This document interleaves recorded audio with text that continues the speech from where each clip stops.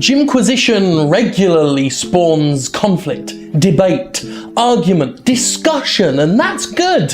You know, Jimquisitions aren't made to be universally agreed with. I'm not presenting myself as some sort of overbearing dictator. You know, I don't come here every week and tell you what to do and think. But this week, you see, I'm wearing a pink tie that was anonymously sent to me from Hong Kong. It's really not a long length. I need a long length, which is why there's that little bit here.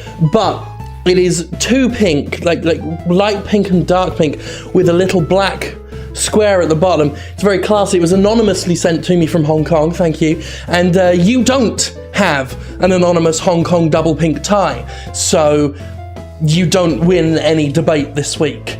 I do, and I will brook no discourse. Thank you. The Xbox One was named such because Microsoft promised it would be the sole driving force of our entertainment experience. At the now infamous Xbox One reveal event, Microsoft said the word television over and over again, as the company seemed poised to present its next console as an all-in-one media device. A big part of this, of course, was Kinect, that thing Microsoft tried to push on us with the Xbox 360 and made a default part of the Xbox One experience, thus enforcing its use and promising us it was an integral part of the system. The Xbox One has been out for quite some time now, and it's become clear that whatever Microsoft envisioned in its head is not what it was capable of producing. Not only that, but recent and not so recent backpedaling paints the Xbox One not as a driving force of entertainment, but a machine built on lies and U-turns. Kinect was allegedly crucial to the Xbox One. Microsoft made a big deal out of this, stating that its motion and sound tracker was required to be connected to Xbox One in all cases. Of course, if you own an Xbox One, you already know that's fucking bullshit. I unplugged my Kinect because it was a fucking annoyance and it screwed with my games while I was trying to play, and it's been perfectly functional ever since I ripped the fucking thing out. Still, the MS corporate line from day one was that Kinect was integral and important, so much so that it felt confident charging $100 more than the PS4 for its inclusion. So much so that companies like Harmonix went all in on a Kinect-powered game because, hey, everyone buying an Xbox One will have a Kinect, it's no longer an optional, forgettable peripheral.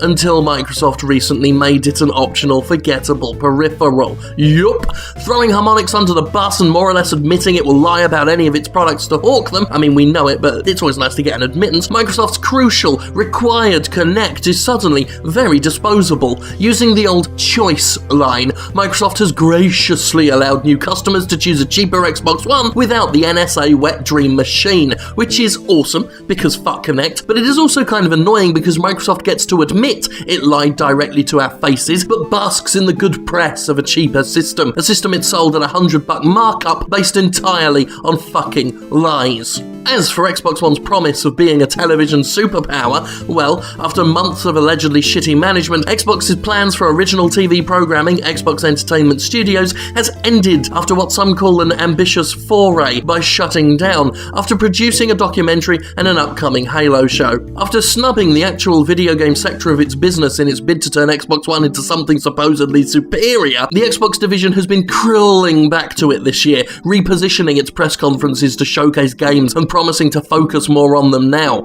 And some applaud them for this, quick to forget how much bullshit led us to the company showboating its so-called commitment to video games. The Xbox One was built on a base of absolute crap. Let us never forget the shit that it tried to pull from the very beginning with that always online DRM attempt. Let us remember that, as with Kinect, a persistent 24/7 connection to the internet was supposed to be impossible to not have on the Xbox One. It was crucial to functionality, and you can't just flip a switch to patch it out. Until Microsoft suddenly did, after defending its DRM, after saying it was necessary, saying it was the future. Microsoft more or less admitted to lying by flipping that switch and patching it out. Look, I'm all for admitting one's mistakes and fixing them. What I'm not for is passive admittance of dishonesty without an apology. Worse, admittance coupled with an attempt to look heroic. Microsoft's removal of Kinect came with Phil Spencer proudly touting Microsoft's commitment to customer choice. Not once did he say, oh, and sorry about lying to our early adopters, and sorry about about lying to the developers who supported Kinect. Never has Microsoft said sorry for treating us like fucking idiots over its online DRM spin doctoring. Ultimately, until we get that, there's no way I'm inclined to feel grateful for the recent favours Microsoft's doing us. And all this leads to the only conclusion a sane person can have. The Xbox One is a failure. Now, it might make money, and there are reports that the Kinectless Xbox One is doing well, and that's cool because good studios are making games for it, and competition in the market can be a good thing. Fine. But from the standpoint of what the Xbox One was meant to be, the amount of shameless U-turns it's seen, and the mediocre console it has become, the One is a fuck-up. This always online, always Kinect-powered, all-in-one media hub was stripped down after backpedaling and cloying to become that thing you play Titanfall on, and some may find me ungrateful because frankly the Xbox One has finally become the kind of console I can appreciate, but I'm not appreciating it. I don't appreciate it because personal issues with its UI and downloads and shitty installs aside, I don't like being lied to, repeatedly lied to, before having the admittance of guilt presented as an act of nobility and splendour. The Xbox One was built on lies and failure and terrible execution. I'm not saying that impugns the quality of its game or makes it a worthless machine, but I'm saying I'm not about to praise it for doing the bare minimum required to maybe provide a worthwhile purchase after chatting shit for months and months. I, for one, will never be able to quite forget that. What you also don't have is this. A portrait of Mysterio from Spider-Man as a baller, which was painted for me by British graffiti artist Chio, and was sent to my PO box and is awesome.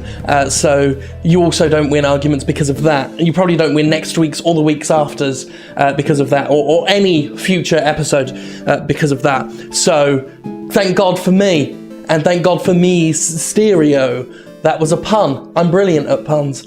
Awesome. I'm great. Good. Good episode. Good episode.